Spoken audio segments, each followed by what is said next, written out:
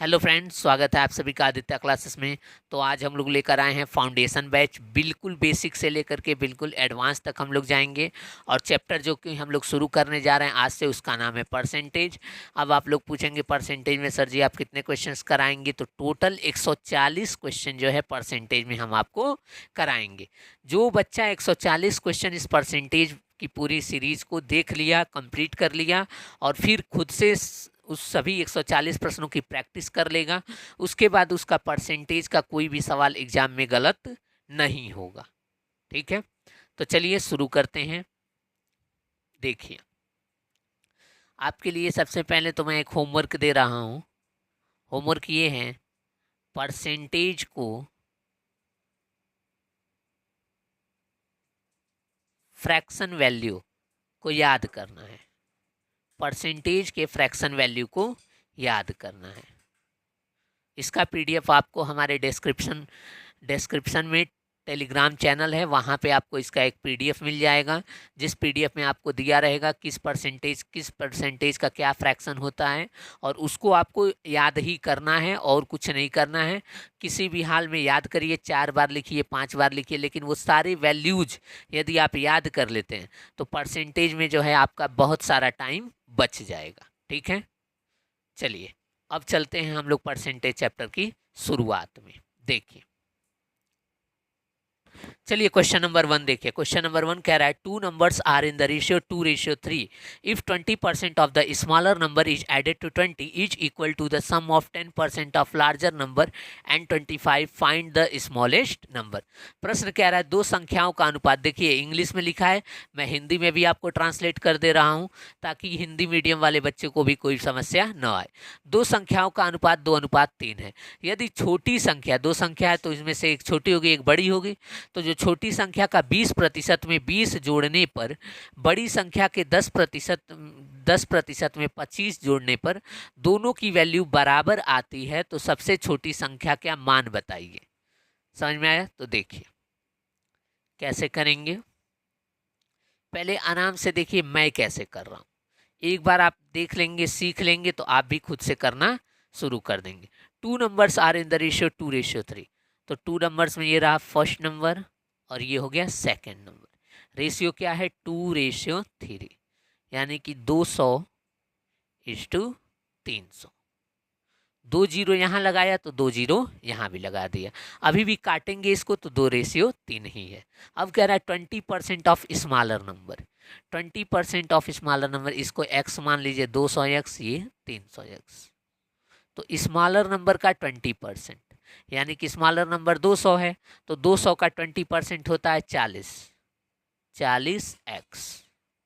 200 का 20% क्या होता है? 40। कैसे निकाला वो मैं यहाँ पे बता दे रहा हूँ। 200x गुणे 20% का मतलब 20/100।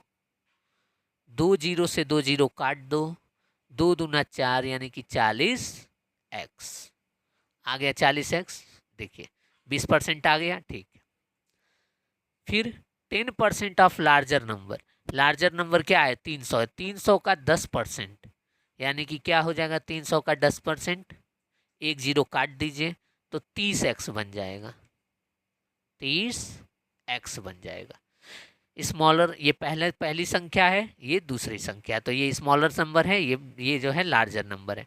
तो 40x जो है प्लस कर देंगे 20 जोड़ने पर, तो चलिए 20 जोड़ दिया।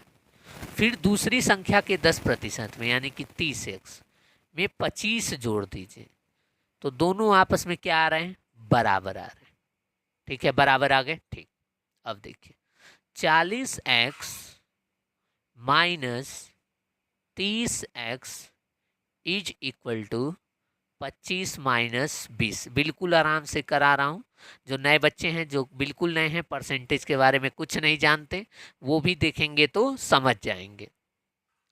तो देखिए 40x माइनस 30x क्या हो जाएगा? 10x।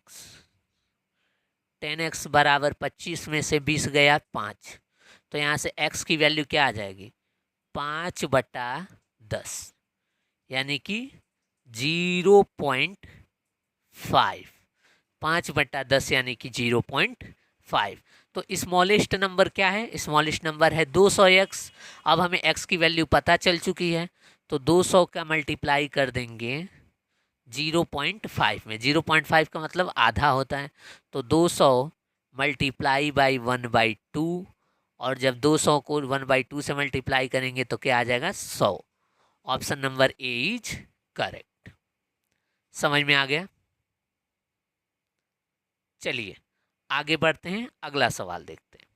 बिल्कुल मैंने एक एक चीज़ को लिख करके आपको समझाया है। ये 10% कैसे निकला, ये 20% कैसे निकला, इसका 10% कैसे निकला, ये 40x में 20 क्यों जोड़ा गया, ये सारी चीज़ें मैंने आपको समझा दिया है। ठीक है, चलिए अगला सवाल देखते हैं, क्वेश्चन नंबर 2 को। चलिए क्वेश्चन नंबर 2 को देखते हैं। क्वेश्चन नंबर 2 कह रहा है the ratio of number of boys to that of girls is 4:1, यानी कि लड़के और लड़कियों की संख्या का अनुपात क्या है? 4:1 है। 75% लड़के और 70% लड़कियों को क्या मिल रहा है? स्कॉलरशिप मिल रहा है, छात्रवृत्ति मिल रही है। Find the percentage of girls who do not gate scholarship, sorry find the percentage of student होगा। तो जिन बच्चों को स्कॉलरशिप नहीं मिला है उनकी प्रतिशत क्या है, ये आपको बतानी है। तो चलिए देखते हैं। यहाँ लिखते हैं बॉयज और ये है गर्ल्स। रेशियो क्या है? 4:1। तो अब जो है इसका 75% निकालना पड़ेगा और इसका 70% निकालना पड़ेगा। तो बहुत ज़्यादा कैलकुलेटिव हो जाएगा, तो यहाँ 2 जीरो चिपका देंगे। ये आपको भी करना है, ये एकदम जो मैं बता रहा हूँ वो सभी क्वेश्चन पे लागू होगा। ठीक है ना? जब भी आपको रेशियो दे दिया रहे और कुछ परसेंटेज में पूछा जाए तो चुपचाप वहाँ पे 2 जीरो दोनों जगह चिपका देंगे, उससे आपकी कैलकुलेशन ईजी हो जाएगी। ये सीखना है आपको। ठीक है, 75% बॉयज़ को क्या मिल रहा है? स्कॉलरशिप मिल रहा है। हमसे क्या पूछा है? कितने हैं जिनको स्कॉलरशिप नहीं मिल रहा है? तो 75% को स्कॉलरशिप मिल रहा है, तो 25% लड़के होंगे जिनको स्कॉलरशिप नहीं मिल रहा है। तो 400 का क्या निकालेंगे? 25%। 25% का फ्रैक्शन जो कि मैंने आपको बोला, ये याद करने के लिए, वो होता है 1/4। 400 का 1/4 करेंगे, यानी कि 100 बच्चे, 100 लड़के हैं जिनको स्कॉलरशिप नहीं मिल रहा है। ये 75% को मिल रहा है, तो कितने को नहीं मिल रहा है? तो बाकी 25% ही होंगे जिनको नहीं मिल रहा होगा। तो 25% की वैल्यू क्या है? 1/4 है, यानी कि 100। 70% गर्ल्स को स्कॉलरशिप मिल रहा है, तो इसका मतलब 30% ऐसे गर्ल्स होंगी जिनको स्कॉलरशिप नहीं मिल रहा है। 30% का मतलब पता ही है, 3/10। 1 जीरो से 1 जीरो कटा, 30 आ जाएगा। तो 30 लड़कियों को स्कॉलरशिप नहीं मिल रहा है। 100 लड़कों को स्कॉलरशिप नहीं मिला और 30 लड़कियों को स्कॉलरशिप नहीं मिला, यानी कि टोटल क्या हुआ? 130 स्टूडेंट ऐसे हैं जिनको स्कॉलरशिप नहीं मिला। कितने में से? 400 लड़के और 100 लड़के, यानी कि 500 में से। 500 बच्चों में से 130 हैं जिनको स्कॉलरशिप नहीं मिला, तो 130 को ऊपर लिखेंगे और टोटल वैल्यू क्या है? 500 है। गुणा किससे करेंगे? 100 से करेंगे। 2 जीरो से 2 जीरो कट गया। फिर यहाँ 5 दूनी 10, 5 छक्के 30, यानी कि 26%। 26% ऐसे स्टूडेंट हैं जिनको स्कॉलरशिप नहीं मिला। समझ में आया? तो इस प्रश्न से आपने क्या सीखा? इस प्रश्न से सीखने वाली बात ये थी कि यदि आपसे पूछा जाए कि स्कॉलरशिप किन किन को नहीं मिला, तो 75% नहीं निकालेंगे, 25% निकालेंगे। जिनको नहीं मिला उस पर फोकस करिए।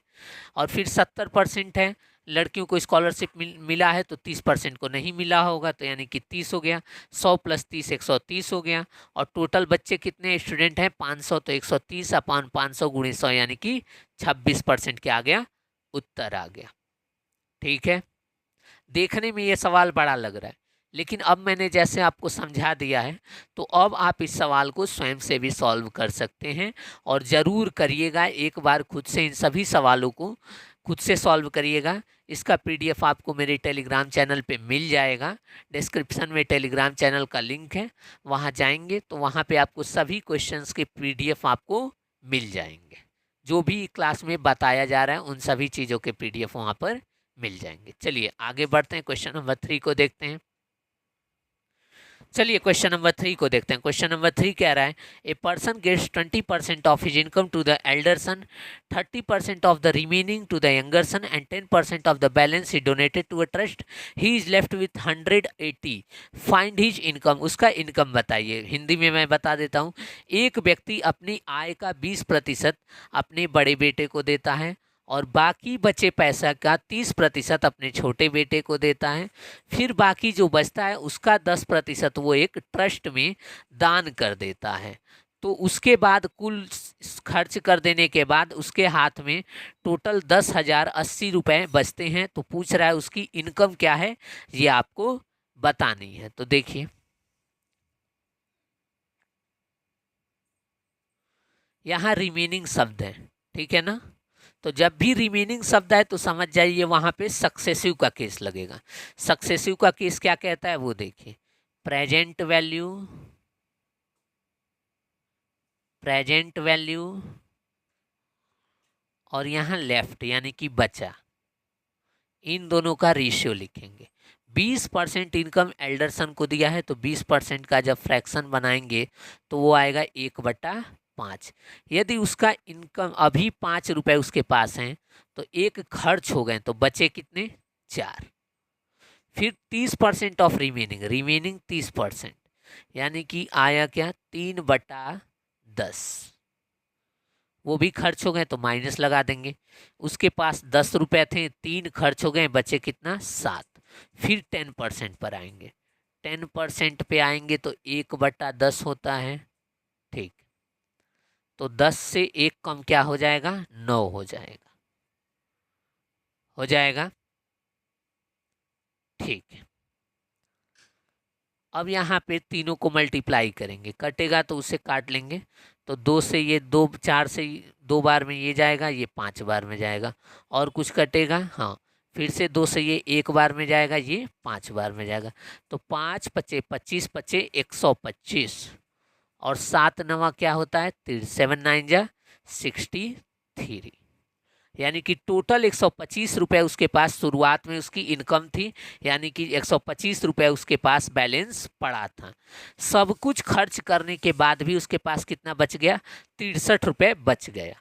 लेकिन प्रश्न कह रहा है उसके पास 10,080 बचे हैं।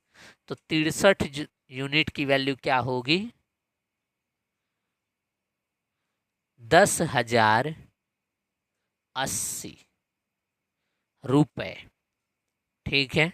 63 यूनिट की वैल्यू क्या होगी, 10,080 रुपये। तो 1 यूनिट की वैल्यू क्या होगी, 10,080/63 रुपये, ठीक है। तो प्रेजेंट वैल्यू क्या है, 125 यूनिट, यानी कि 125 यूनिट की वैल्यू क्या होगी, 10,080/63 गुणा 125। इसको सॉल्व कर लेंगे। तो चलिए सॉल्व कर लेते हैं। 63 से काटते हैं इसको, 1,0,0,8,0। 63 एकम क्या होता है, 63 होता है। तो ये आएगा 7, ये आ जाएगा 3 और ये आ जाएगा 8।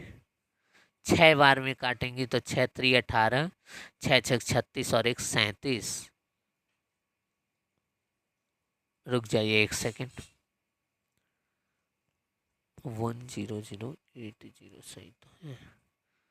7 9 जा 63, ठीक है। हाँ तो 6 3 18 सही है। कट कट कट और बचा 1 0। 160 बार में ये कट जाएगा। तो 160 गुणे 125। तो 160 में 125 से गुणा कर देंगे तो 16 पंजे 80, 0 0 0, 16 दूना 32, 0 0 0 6 1।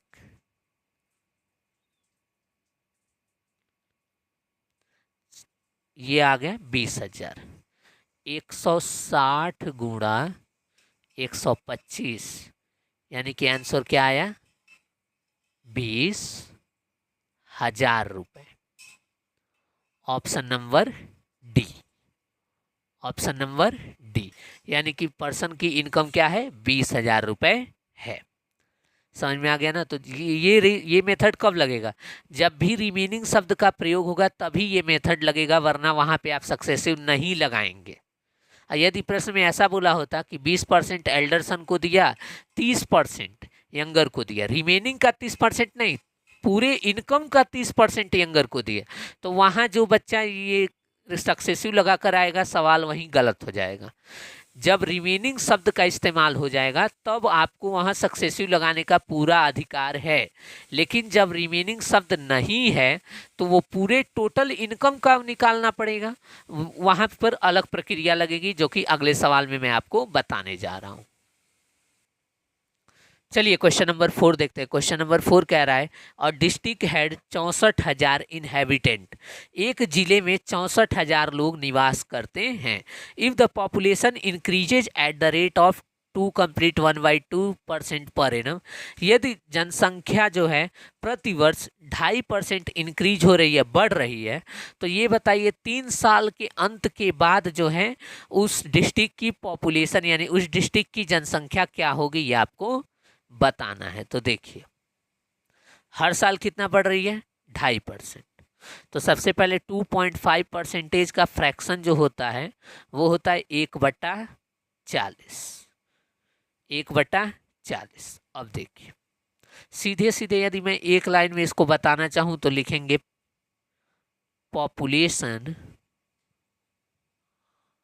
आफ्टर 3 ईयर, आफ्टर 3 ईयर कितना होगा, 64,000 गुणे 41/40। सर जी प्रश्न तो यहाँ आपने फ्रैक्शन निकाला 1/40, आप यहाँ 41 क्यों लिख रहे हैं वो समझिए। यानी कि पिछले वर्ष यदि 40 पॉपुलेशन था तो अगले वर्ष 1 बढ़ जाएगा, तो 40 में जब 1 बढ़ेगा तो क्या आएगा, 41 आएगा। इसीलिए हमने किससे गुणा किया है, 41/40 से। ये पहले साल बढ़ा, दूसरे साल फिर से इस पॉपुलेशन का 41/40 होगा, बिल्कुल होगा, ये 2 साल में बढ़ गया। तीसरे साल फिर से 41/40 होगा, ठीक है, ठीक। 3 साल बीत गया, अब पॉपुलेशन कैलकुलेट कर लेते हैं। देखिए 1 0 से 1 0 कटा, 1 0 से 1 0 कटा, 1 0 से 1 0 कटा, 4 चौक 16 चौक 64, 64 से 64 कट गया, कुछ नहीं बचा। बचा क्या, 41 गुणा 41 गुणा 41, 41 गुणे 41 गुणे 41। अब देखिए, अब ऑप्शन पे ज़रा ध्यान दीजिए, या तो इसको मल्टीप्लाई कर लीजिए या फिर थोड़ा सा अपना दिमाग लगा लेंगे तो आपको जो है थोड़ा कैलकुलेशन से बच जाएंगे। यूनिट डिजिट 1 है, इसका यूनिट डिजिट 1 है, इसका यूनिट डिजिट 1 है, 1 गुणे 1 गुणे 1, यूनिट डिजिट क्या आएगा, 1 आना चाहिए। तो इसका यूनिट डिजिट 0 है, कट गया, इसका यूनिट डिजिट 0 है, ये भी कट गया। अब बात इन दोनों में है, बात किस में है, इन दोनों में है। तो देखिए अब यहां हम लगाएंगे डिजिटल सम, डिजिटल सम। ऑप्शन एलिमिनेशन में सिखा रहा हूँ, ठीक है ना। या तो कुछ बच्चे अब 41 को 3 बार मल्टीप्लाई करके भी आंसर ला सकते हैं, या फिर हम लोग जो है डिजिटल सम लगा सकते हैं, तो बिल्कुल लगाएंगे। देखिए डिजिटल सम कहता है सभी अंकों को जोड़ दीजिए, तो 4 और 1 कितना होता है, 5। गुणा है तो गुणा लिखिए, 4 और 1 कितना होता है, 5। फिर गुणा है तो गुणा लिखिए, 4 और 1 कितना होता है, 5। तो 5 पचे 25 पचे 125, यानी कि 5 2 7 1 8। डिजिटल सम क्या होना चाहिए, 8 होना चाहिए। चलिए डिजिटल सम चेक करिए, इन दोनों में से किस ऑप्शन का डिजिटल सम 8 आ रहा है। तो देखिए 6 2 1 3, 6 3 9 हो गया, फिर से 9 हो गया, कट गया, डिजिटल सम क्या आया, 8 आया। इसका भी चेक कर लेते हैं, 1 1 2 6 2 8, 8 8 16, नहीं हो रहा है, 16 और 9 25, तो 5 और 2 क्या आ रहा है, डिजिटल सम 7 आ रहा है, तो ये नहीं होगा। यही होगा option number C. Option number क्या होगा, सी होगा। समझ में आया। 41 को 3 बार मल्टीप्लाई नहीं करना है। जब भी आपको बड़ा कैलकुलेशन एग्जाम में दिख जाए तो वहाँ आप यूनिट डिजिट लगा दीजिए, अप्रॉक्सीमेशन लगा दीजिए, या फिर डिजिटल सम लगा दीजिए। तीनों में से कुछ भी लगाइए, 1 2 ऑप्शन तो ज़रूर एलिमिनेट हो जाएगा, बाकी बचे दो में आपको थोड़ा बहुत अप्रोक्सीमेशन लगा देंगे या फिर डिजिटल सम लगा देंगे तो आंसर आपका एक्यूरेट आ जाएगा। ये रहा क्वेश्चन नंबर 4। चलिए क्वेश्चन नंबर 5 देखिए। क्वेश्चन नंबर 5 कह रहा है 40 litre of mixture of milk and water contain 10% water. Some amount of water is to be added to make the water contain 20% in the new mixture. तो बताइए कितना litre पानी मिलाया गया है। मैं हिंदी में दोहरा रहा हूँ। 40 लीटर मिश्रण है किसका, दूध और पानी का, जिसमें 10% पानी है। फिर उसमें थोड़ा पानी और ऐड कर दिया जाता है जिससे पानी की मात्रा जो है वो 20% बन जाती है। तो प्रश्न ये पूछ रहा है कि कितना लीटर या कितने अमाउंट में पानी मिलाया गया है। तो देखिए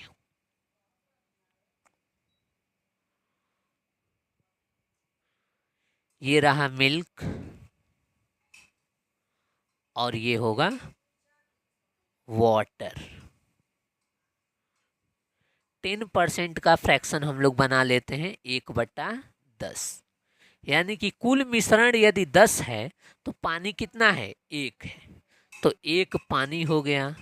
और कुल मिश्रण 10 है तो 9 क्या होगा, दूध होगा, बाकी का 9 दूध होगा, तभी तो 9 और 1 जोड़ेंगे तो 10 लीटर मिक्सचर बनेगा। ठीक है, फिर आगे देखिए।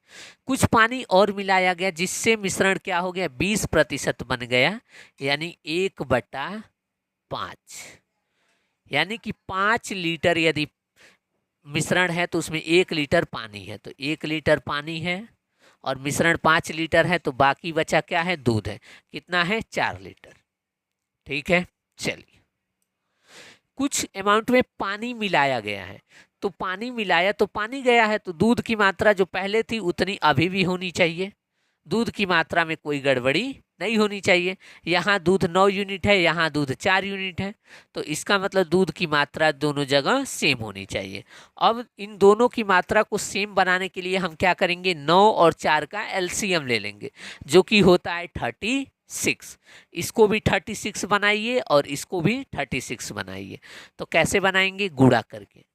ये 9 है, 9 में किससे गुणा करें कि 36 बन जाए, 4, तो 9 चौक क्या होता है 36 और 4 एकम क्या हो गया 4। ठीक है, फिर से ये 4 है, इसको 36 बनाना है तो गुणा किससे करेंगे, 9 से, तो 9 चौक 36 और 9 एकम 9, यानी कि दूध कितना हुआ 36। अभी भी दूध कितना है 36 ही है। पानी कितना था, पहले 4 था, अब पानी कितना है 9 है, यानी 5 यूनिट पानी मिलाया गया। लेकिन वो यूनिट नहीं पूछ रहा है, वो पूछ रहा है लीटर में बताइए कितना लीटर पानी मिलाया गया, हमको यूनिट से लेना देना नहीं है। तो देखिए 36 लीटर, 36 दूध है और 4 पानी है, यानी कि टोटल मिश्रण क्या है 40 है। 36 दूध है और 4 पानी है, यानी कि टोटल मिक्सचर क्या है 40 है, यानी कि 40 यूनिट की वैल्यू क्या होगी, 40 लीटर। 40 यूनिट की वैल्यू क्या होगी, 40 लीटर। तो 1 यूनिट की वैल्यू क्या होगी, 1 लीटर।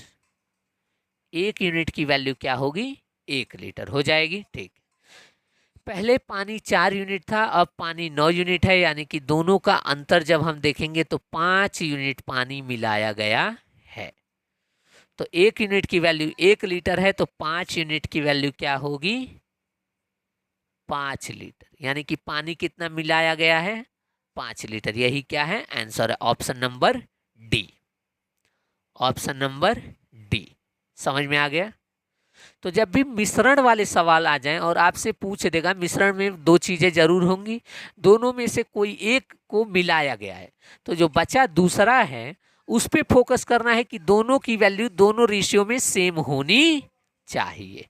इस केस में पानी मिलाया गया था तो हमने पानी पे फोकस ही नहीं किया, हमने किस पे फोकस किया, दूध पे, कि पहले दूध यदि 9 था तो अब भी 9 होना चाहिए, या पहले दूध यदि 4 था तो अब भी 4 होना चाहिए। तो दोनों का एलसीएम ले लिया, दोनों को 36 बना दिया।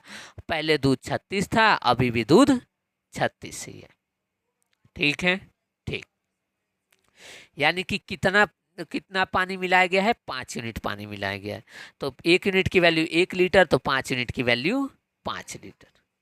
मिल गया, क्वेश्चन नंबर 5 समझ में आ गया। चलिए आगे बढ़ते हैं, क्वेश्चन नंबर 6 को देखते हैं। चलिए क्वेश्चन नंबर 6 को देखते हैं। क्वेश्चन नंबर 6 कह रहा है 65 gram is what percentage of 2 kg, यानी 2 किलो का कितना प्रतिशत 65 ग्राम होगा, ये आपको बताना है। तो देखिए 65 और 2 kg, 65 ग्राम है तो 2 kg को भी ग्राम में बदलिए, तो 1 kg का मतलब 1000 ग्राम, तो 2 kg का मतलब 2000 ग्राम। 2000 ग्राम लिख दिया, गुणा किससे किया, 100 से, डबल जीरो से डबल जीरो कट गया, यानी कि 65/20, यानी कि अगर 5 से काटेंगे तो 13 बन जाएगा, 5 से काटेंगे तो 4 बन जाएगा। 13/4% क्या है, आंसर है। 13/4% क्या है, आंसर है क्वेश्चन नंबर 6 का। ध्यान से देखिएगा, इसमें मैंने आपको ये नहीं सिखाया कि परसेंटेज कैसे निकालना है। इसमें ध्यान देने वाली बात ये है कि यदि ये वैल्यू ग्राम में है तो ये वैल्यू भी किस में होनी चाहिए, ग्राम में ही होनी चाहिए, तभी जाकर हम परसेंटेज निकाल सकते हैं। ये नहीं कि लिख दिया 65/2 × 100, तब तो जो आंसर आएगा वो बिल्कुल गलत आ जाएगा। क्यों, क्योंकि ये ग्राम में है और ये किलोग्राम में है, तो यूनिट सेम होना चाहिए। जब भी परसेंटेज आप लोग कंपेयर करेंगे, परसेंटेज निकालेंगे, तो दोनों जगह यूनिट सेम होना चाहिए। यूनिट सेम का मतलब यहाँ ग्राम है तो यहाँ भी ग्राम, या फिर यहाँ किलोग्राम है तो यहाँ भी किलोग्राम। तो हमें आसान पड़ा दोनों को ग्राम में बदलना, तो हमने जो है ये पहले से ही ग्राम में था, इसको भी ग्राम में बदल दिया। तो आ गया आंसर क्या, 13/4। क्वेश्चन नंबर क्या है, ये 6 है। चलिए आगे बढ़ते हैं, क्वेश्चन नंबर 7 को देखते हैं। चलिए क्वेश्चन नंबर 7 देखते हैं। क्वेश्चन नंबर 7 कह रहा है बस फेयर, बस का किराया और ट्रेन का किराया एक जगह से कोलकाता का 20 रुपये और 30 रुपये है। ये होगा ट्रेन, टू फेयर नहीं होगा, ट्रेन फेयर। यानी कि ट्रेन का किराया जो है 20% बढ़ गया है, बस का किराया 10% बढ़ गया है। तो नए ट्रेन का किराया और बस का किराए का रेशियो बताइए। तो देखिए रेशियो क्या होगा, यहाँ है बस फेयर, बस का किराया, बस है हाँ, और यहाँ है ट्रेन का किराया, ट्रेन फेयर। बस का किराया कितना है, 20 रुपये, ट्रेन का किराया कितना है, 30 रुपये। Train fair has increase by 20%, train का किराया 20% बढ़ा दिया गया। तो ये हो जाएगा 20% बढ़ाना है, इसका मतलब क्या होता है, 1.2 से मल्टीप्लाई कर दीजिए। तो 12 तिहाई 20 तिहाई कितना, 12 तिहाई 36, यानी कि 36 हो जाएगा ट्रेन का किराया, और बस का किराया 10% बढ़ गया, यानी कि गुणा कर देंगे 1.1 से, यानी कि 22, यानी कि 22। तो 2 से काटेंगे तो ये बन जाएगा 11, 2 से इसको काटेंगे ये आ जाएगा 18। तो 11/18 आंसर आ रहा है, लेकिन ऑप्शन में कहीं भी 11/18 नहीं है, ऑप्शन में बिल्कुल दिया है 18/11। ऐसा क्यों, ऐसा इसलिए क्योंकि ट्रेन का किराया हमें पहले लिखना है, तो ट्रेन का किराया कितना है 18, और उसके बाद जो है बस का किराया लिखना है, नया किराया कितना है 11, आ गया 18/11। Option number B is the correct. ठीक है, आशा करता हूँ आपको जितने सवाल मैंने इस वीडियो में समझाए हैं वो सारे के सारे सॉल्यूशन अच्छे से समझ में आए होंगे, और आपका काम है सबसे पहले तो परसेंटेज और फ्रैक्शन की वैल्यू याद करना, और दूसरा ये 7 सवाल जो मैंने कराए हैं, इन 7 सवालों को अब बिना सॉल्यूशन देखे खुद से सॉल्व करिए। एक रफ पेज लीजिए, सादा एक पन्ना लीजिए, और उस पर जल्दी जल्दी इन सभी सवालों को खुद से सॉल्व करने की कोशिश करिए। आपसे ये सवाल सब सारे लग जाएंगे, नहीं लगे तो वीडियो देख लीजिए, लेकिन यही 7 सवाल करना है, अपना दिमाग आपको नहीं लगाना है। फाउंडेशन बैच में यदि आप पढ़ रहे हैं तो इसका मतलब आपको न किसी बुक की ज़रूरत है, न किसी किताब की, आपको मैथ की कोई भी किताब की ज़रूरत नहीं है। ठीक है, जब चैप्टर ख़त्म हो जाए, मान लीजिए मैंने परसेंटेज ख़त्म करा दिया, 140 सवाल ख़त्म करा दिया, उसके बाद आप इस 140 सवाल को 2 बार लगाएंगे, और फिर उसके बाद जो है आप क्या करेंगे, टेस्ट देंगे। पिछले 5 साल के सवालों का परसेंटेज के पिछले 5 साल के सवालों का आप खुद से घर पर प्रैक्टिस करेंगे, और वो सभी सवाल मैं दावा करता हूँ यदि आपने 140 सवाल अच्छे से 2 बार लगा लिया तो आपको जो है पिछले 5 साल के जितने भी सवाल आए हुए हैं परसेंटेज से, वो सारे के सारे एक दो को छोड़ करके सभी लग जाएंगे, और वो एक दो भी थोड़ा सा प्रैक्टिस करेंगे तो आपसे वो भी हो जाएंगे। ठीक है ना, तो उम्मीद रखिए, और डेली आपको जो है क्लास लेनी है फाउंडेशन बैच की। इस फाउंडेशन बैच से आपको मैथ में कभी किसी भी एग्जाम में दिक्कत नहीं होगा। ठीक है, चलिए, तो थैंक यू फॉर वाचिंग। मिलते हैं नेक्स्ट पार्ट में आगे के सवालों के साथ। देखिए 7 क्वेश्चन कराने में हम लोगों ने 28 मिनट या 30 मिनट हो गए, तो कितने डिटेल से और कितने आराम आराम से मैंने आपको पढ़ाया है, एकदम 0 स्पीड से पढ़ाया है। ठीक है, चलिए, तो थैंक यू फॉर वाचिंग। मिलते हैं नेक्स्ट पार्ट में आगे के सवालों के साथ, और वीडियो अच्छा लगे तो वीडियो को लाइक करिए, और यदि आप फाउंडेशन बैच से जुड़ना चाहते हैं तो चैनल को सब्सक्राइब कर लीजिए, ताकि जब भी आपका फाउंडेशन बैच का क्लास अपलोड हो आपके पास नोटिफिकेशन पहुंच जाए और आप तुरंत उस वीडियो को लेक्चर को अटेंड करना शुरू कर दें। चलिए।